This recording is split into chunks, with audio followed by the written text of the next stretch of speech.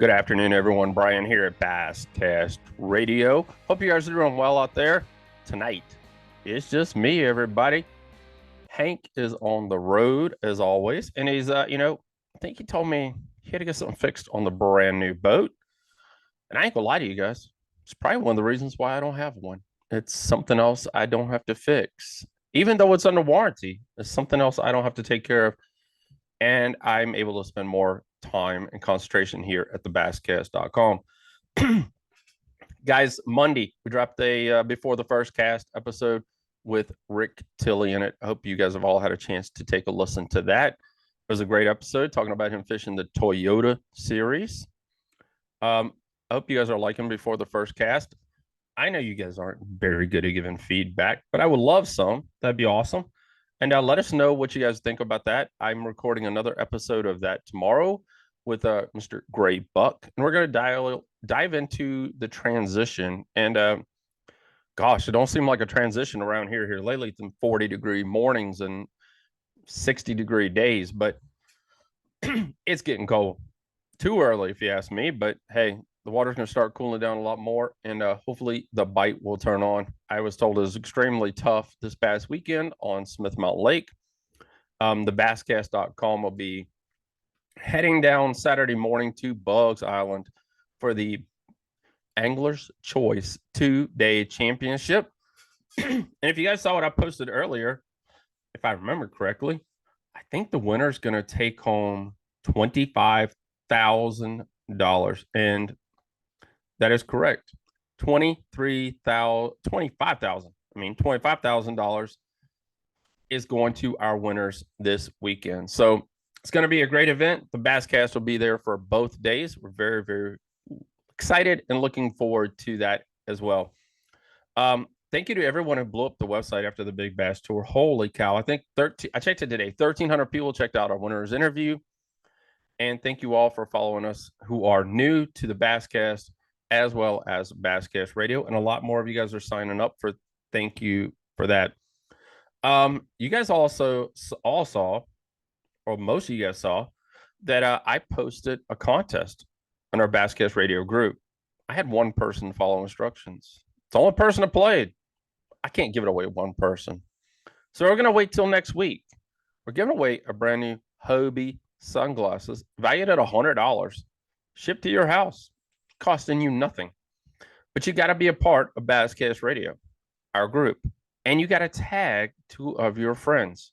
Simple, easy peasy. Like I said, we're going to wait till next week and give it away then. So head on over, enter to win, and we appreciate all of you guys being a part of Basscast Radio. Guys, tonight, we're going to switch it a little bit. It's pretty cool. We're going to move back into the kayak series because we just wrapped up the Bassmaster Kayak Series on the Susquehanna River.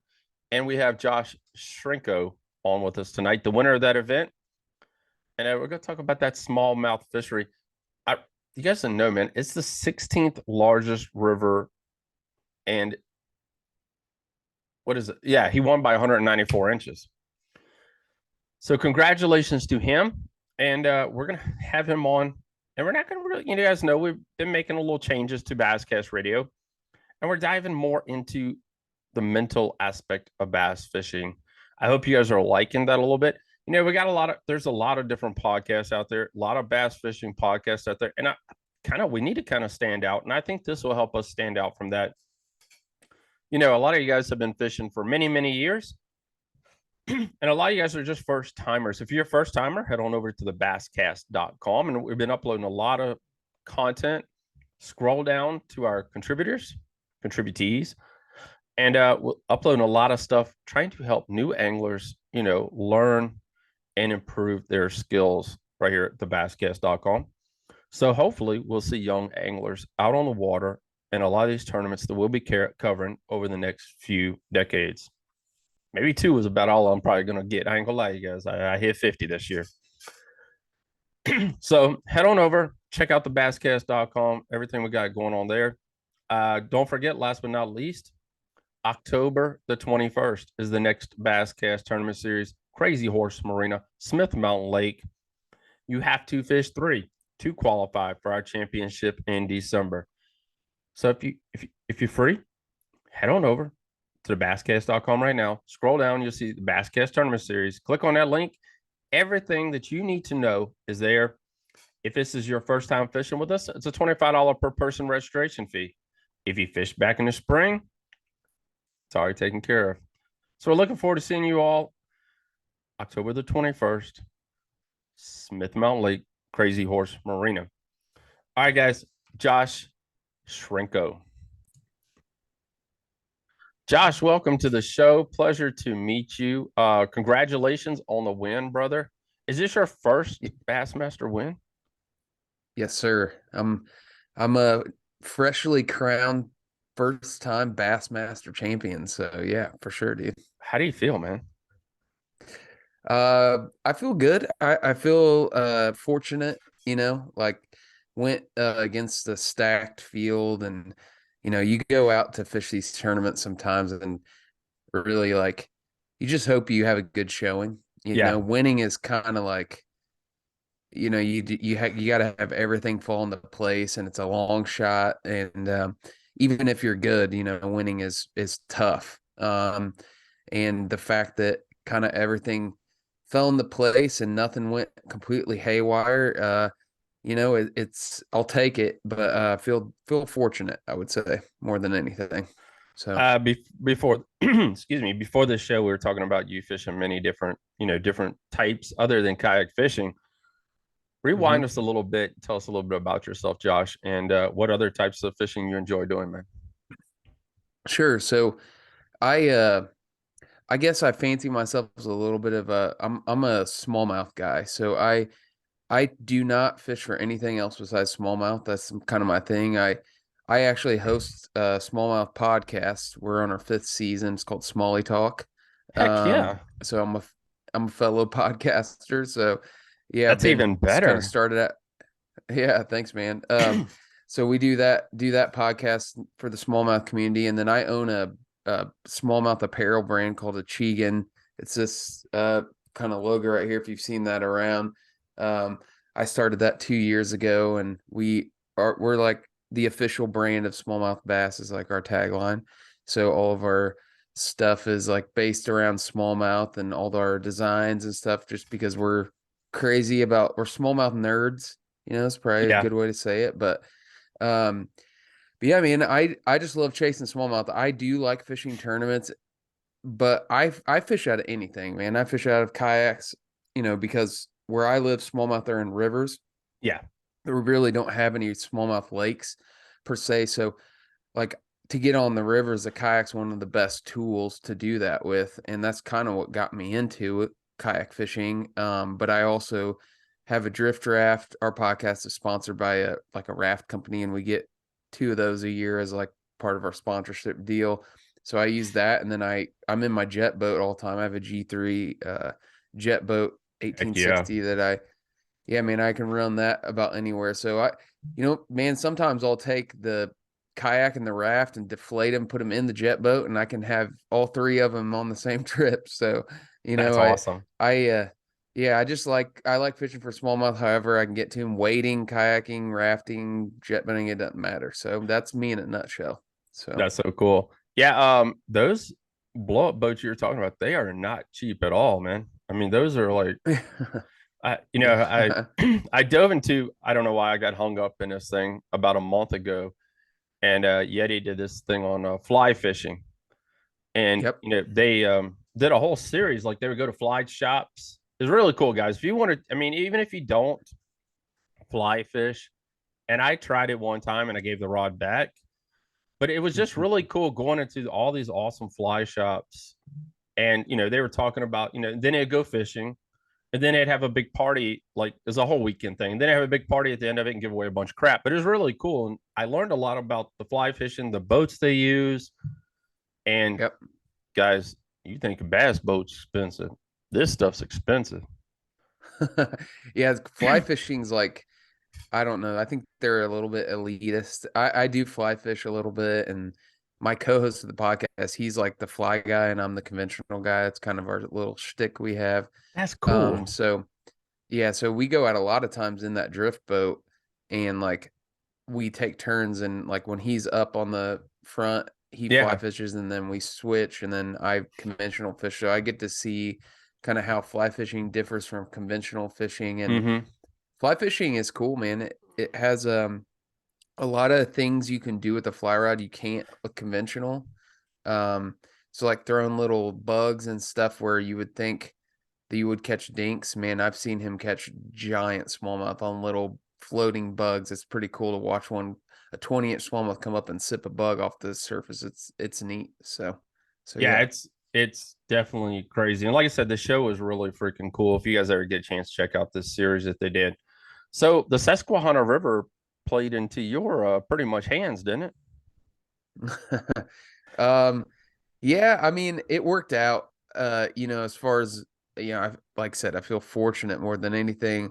And like I've fished a lot of tournaments throughout the years. I'm 38 now. I've fished tournaments since I've been 16. I had a little bass tracker when I was in high school, and I would pull that thing around with my mom's Astro van and go fish tournaments out of it. And you know, I I've I've been in a lot of situations where it's like you stumble on fish, and it's hard to do well consistently in small tournaments. And then talking about 146 guys that fish that, I think was what it was. And like, dude, that's just honestly, it's tough to like count on doing like really well. Like it's just tough because just things, there's so many variables at play. So but yeah, I'm like I said, I'm just fortunate to have done well. I wouldn't say it played into my hands. I think that my skill and experience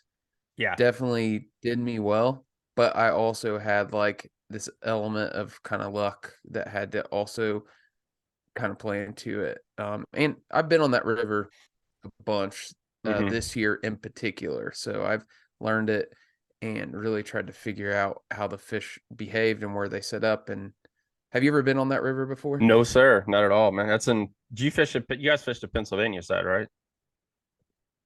Yeah. So I mean, it's the that 16th river, largest river. I mean, yeah, it's huge. I mean, it's big because it's so wide, but it's very shallow. So you okay. can't run a prop boat on like 99% of that river. So you either run a jet or kayaks or something like that. And it's like in a lot of the main stem in a lot of places, it's a mile like across. So like you think about that, you can barely see the other side. Holy Um, cow! yeah, it's super wide, but like most places you can go stand in the middle of it. So it's like really shallow, but it's really wide. There's rocks, boulders everywhere. There's like grass islands everywhere. Like it's like this like river. If you like river fishing, like you need to go there because it We is. love river fishing here because we have the James River here, and that's what we fish out of. And it, Yep, it runs through Richmond, down here through yep, Lynchburg. I mean, Appomattox. I mean, yep. that's our favorite. Yeah, I fished the James several times. And the James like through the gorge, I think you guys call it, where it has like the big I don't know what town it's near, but it has really like the rapids and stuff. I went Yeah. through a couple class threes on my kayak when I was there. It that is actually really reminiscent of the Susquehanna, but it's like take that times like 10, and that's like the Susquehanna. It's like huge. So it's a freak of nature as far as rivers go, the Susquehanna, and it's absolutely chock full of 18-inch smallmouth. I mean, Wow.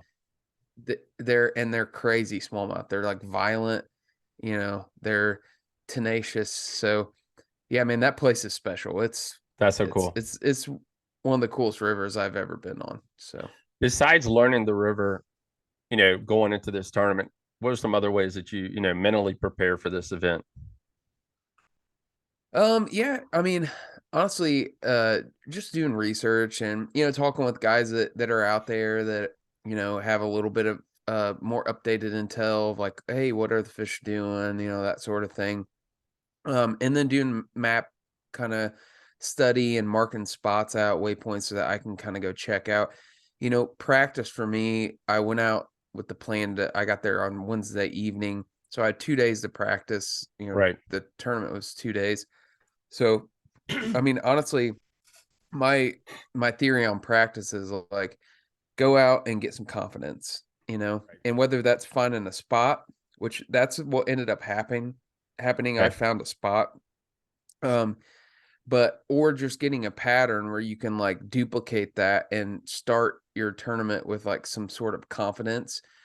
That's really my strategy is like go out, establish a pattern, find an area, and then give yourself some sort of foundation on tournament day to kind of get rolling. So Now, we're diving into fall here in Central Virginia. Cool nights, not too warm of days, but pretty nice days. Was the river going through any changes during the event itself?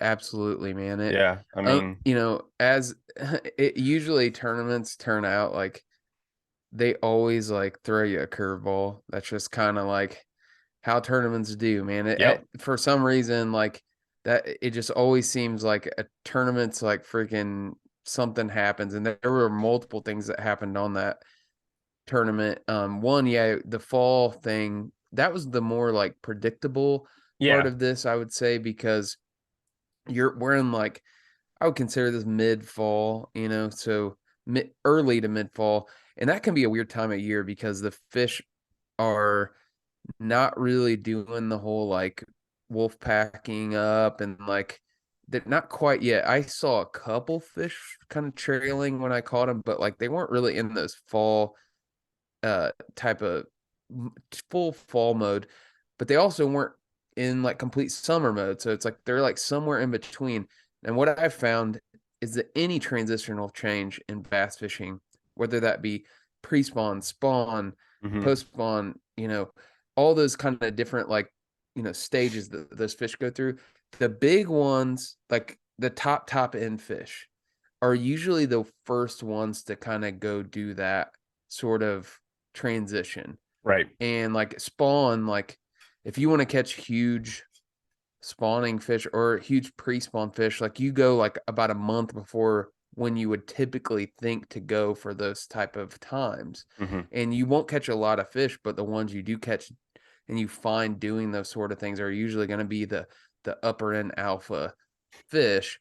And that's what I ended up finding is I Okay. found like these like was real early fall transition, but and it wasn't very many of them. It was like very few fish, but the ones that I found were like giants.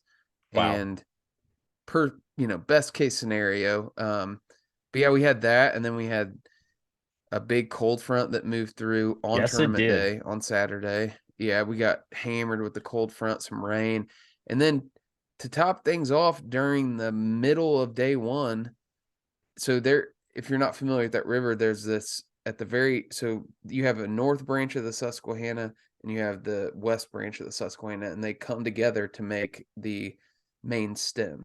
So Right. the main stem is what you think of as like this big wide river.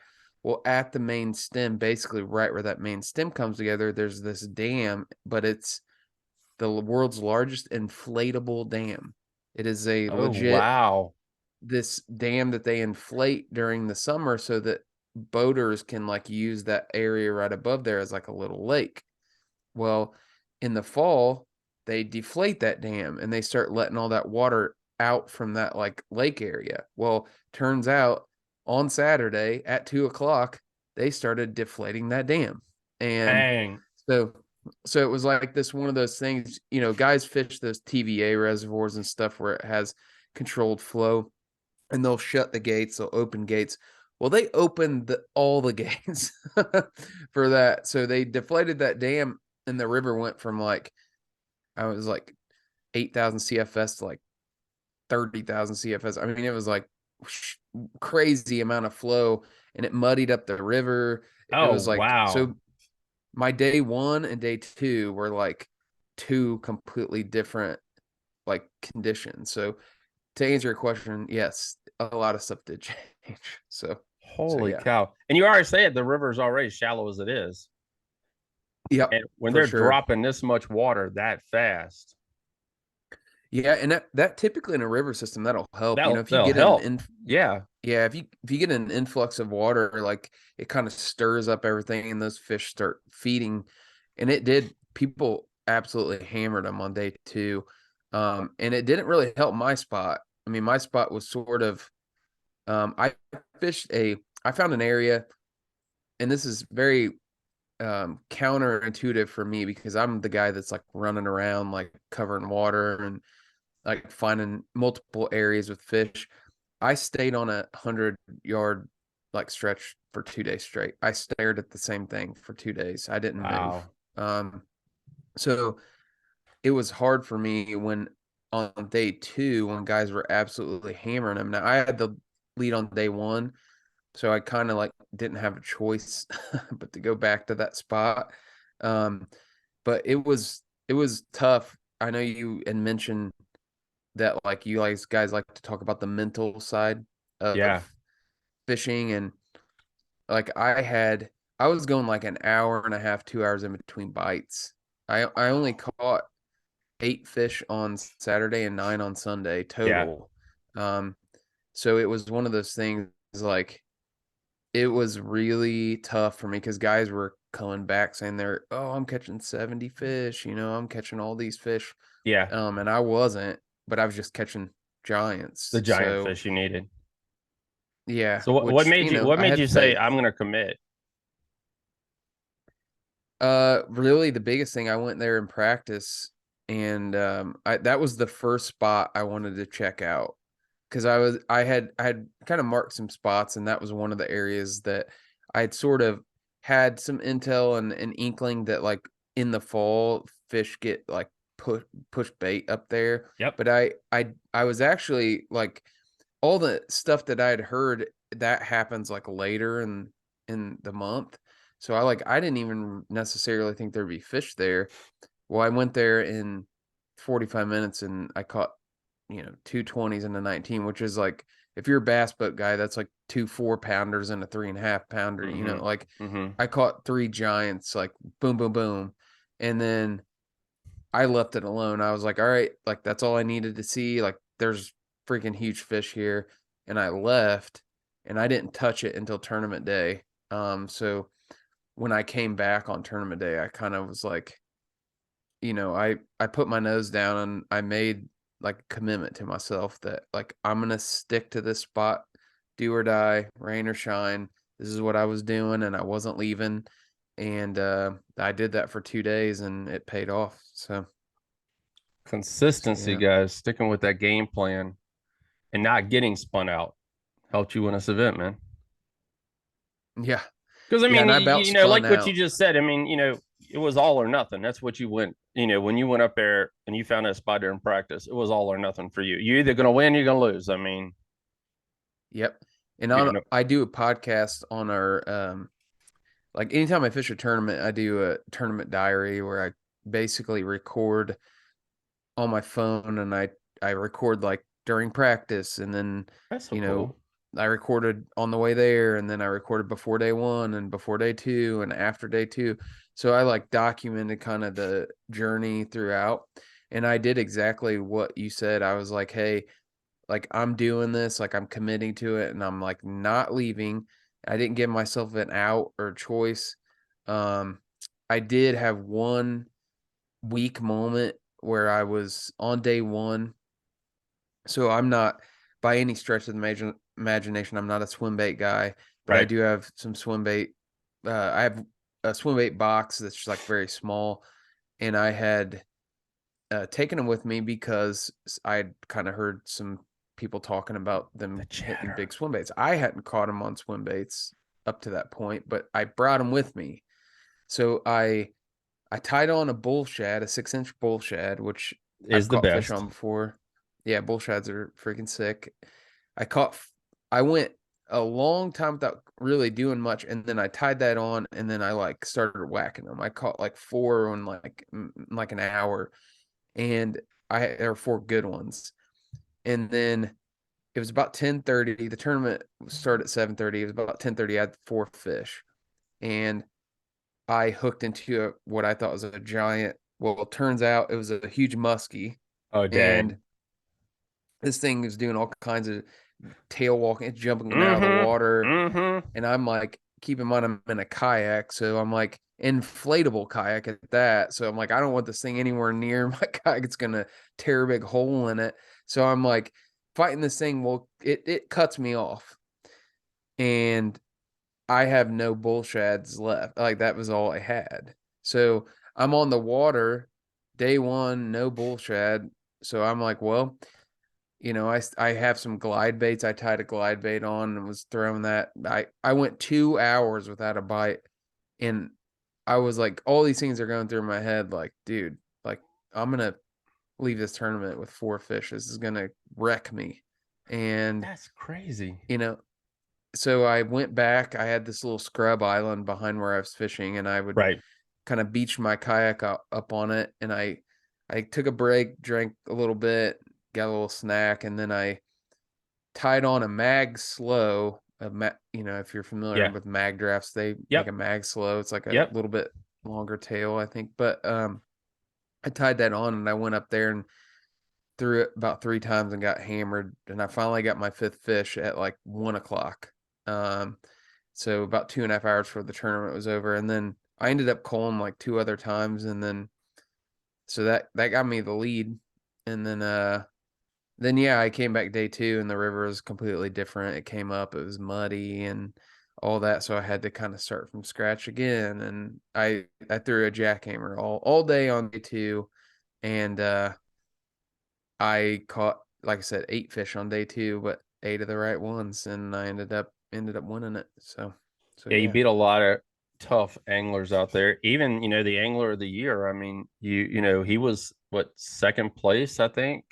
So I mean, Yeah, second or third. Russ, yeah. Russ was right behind me, and you can see the leaderboard in kayak fishing. You can look at it and Yes. see it throughout the day. Ike Kennelly fished that event. Yep. Greg DePalma fished that event. A So lot of big like, names fishing that thing. yeah, I was kind of like my dad. So I grew up like, I've been bass fishing since I've been 8, 9 years old. And like my dad is who got me into fishing. He's a not quite as hardcore of a tournament guy as I am, but he just always, you know, fished his whole life. And Right. um he was talking to me on the phone. He's like, dude, you beat Mike Iaconelli. And I was That is like, so he awesome. was freaking out. So it was a cool moment, man, for me. And my dad and my kids were all hyped up. My That's 2 so little cool. girls, they thought it was cool that dad won a big tournament. So yeah, it was neat. So Josh, what was your biggest takeaway from this event, man? After it's all done, was there something you learned or something, for the next event, or, just the mental mindset of it itself? I mean, like I said, being able to, you know, make the changes that you need to make on the fly between the 2 days, because like you said, you had 2 different days of weather.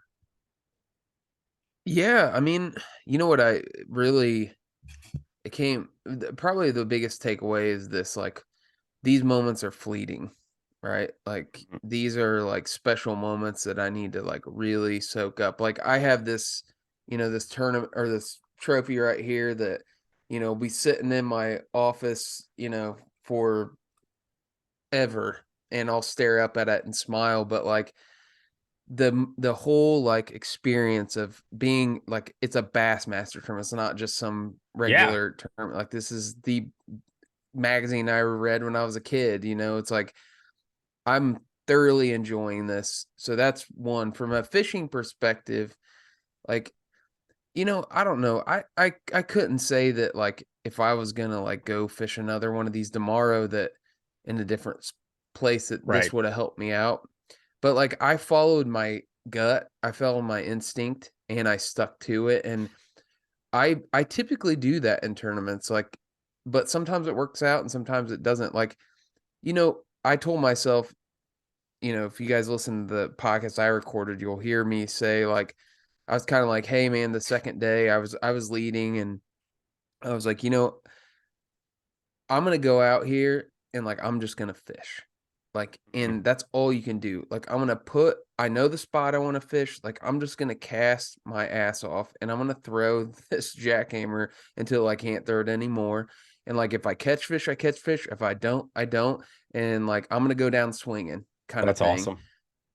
And that's one advantage of it not having like a motor on a boat. Like you can bail like on a bass boat, man. If a spot's not working out, you can just fire it up and run 20 miles, Mm-hmm. somewhere else. Like a kayak, where I was at, I floated downstream and had to come back upstream two Oh, miles. Like dang. I was I was kind of stuck, when you're Wow. there. So it would have wasted a lot of time if I was gonna like go back and hop different spots. So probably that. Just trust your gut, and be consistent and like pick a strategy and like stick with it. And like, you never know like when that next bite is gonna come.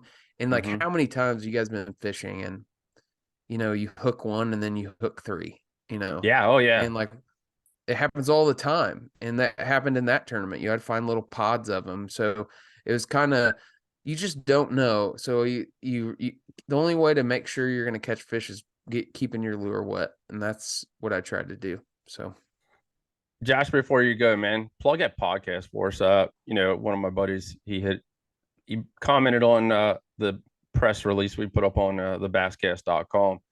But tell us a little bit about your podcast before you go, man. What can I expect yeah. if they So, listen to it, man? What meat we're gonna get out of that thing? It could be a whole lot of crap. I want meat.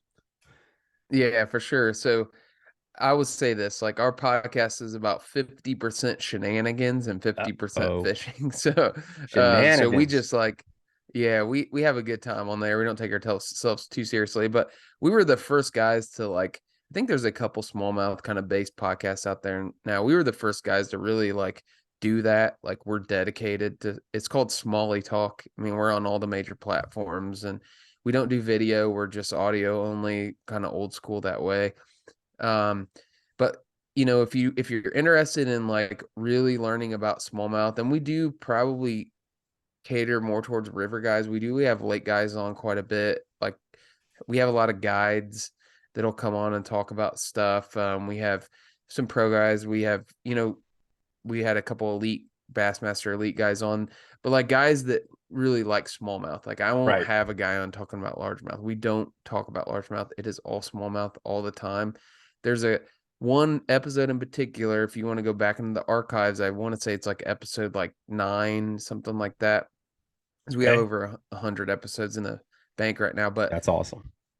it was a guy who I'm actually friends with now named Reed Morehouse. We call him Dr. Mudbug, and he has his PhD in like crawfish studies. Oh, And wow.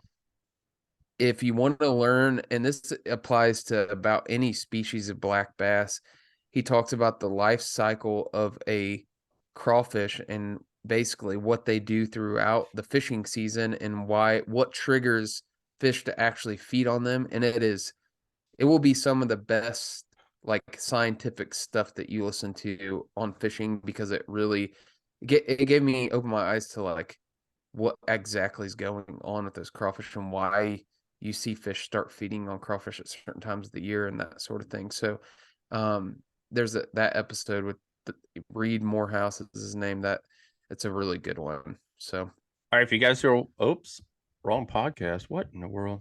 Here it is. For you guys who are watching, there it is right there. He just yep, uploaded a new episode a day ago. yep. So head on over, guys. It's SMALLIE Talk. It's yellow with a little small mouth on the front. Pretty freaking cool.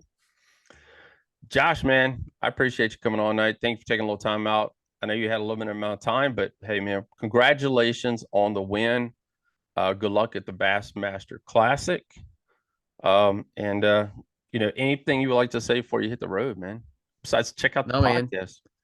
check out the podcast, check out the brand. We're Achigan brand is my apparel brand, Achigan. You just Google Achigan. That's the Algonquin word for smallmouth.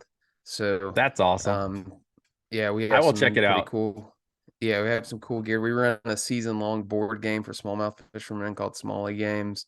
It's kind of a unique thing that we do. So yeah, check out that stuff. Follow me on Instagram. I'm about the bronze on Instagram.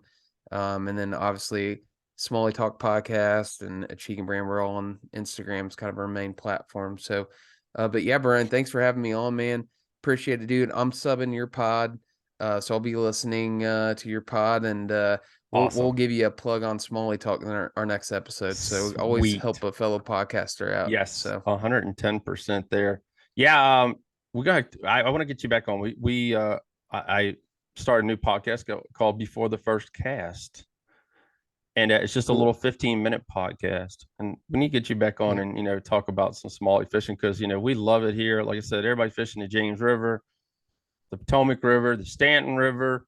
I mean, all that's around Yep. here. It's a lot of the rivers that Savannah, the rivers that we fish here for the Bass Kayak Series. So some great tips would be awesome, and I love fishing the river. That's just my thing. So, do Yeah, appreciate man. you being I'll on. come on and talk smallmouth anytime. So just holler at me. So All right, you guys heard it right here, guys. We're gonna be right back. Guys, man, really appreciate Josh for coming on with us tonight. Really great episode. Awesome dude. Like I said, Smalley Talk. Another great podcast. Pretty cool. How about, I've never been on another guy's podcast show before, but it's going to happen tomorrow. I'm going to be live on a podcast, and I should have this up maybe before I go live there. But either way, it's really cool. Congratulations on him on taking home a Bassmaster Kayak Series win. And guys, it doesn't, it really doesn't matter what you fish out of. It really doesn't. I mean, you guys heard him. He's fishing out of an inflatable kayak, not 1,000. I mean, mine was 1,400. I got a nice seat. I'm not gonna lie. I'm older. I needed a seat, but he's fishing out. That is tough. I mean, extremely tough. I've seen one of them inflatables. They are awful, if you ask me, to float on. But hey, congratulations to him. I mean, that's an achievement all itself. Congratulations to him on the win. I appreciate you all listening tonight. Hopefully, I have Bass Geek back on. Like I said, before the first cast, we got another episode dropping Monday morning with Mr. Gray Buck. We're going to have him back on the show, and this is his first time on Before the First Cast. If you'd like to be a guest on any of our podcast shows, hit us up at media@thebasscast.com. Love to have you on, and we'll figure out which show works best for you and the topic we like to discuss. So have a great night, everyone, and we will see you all and hear you all next week.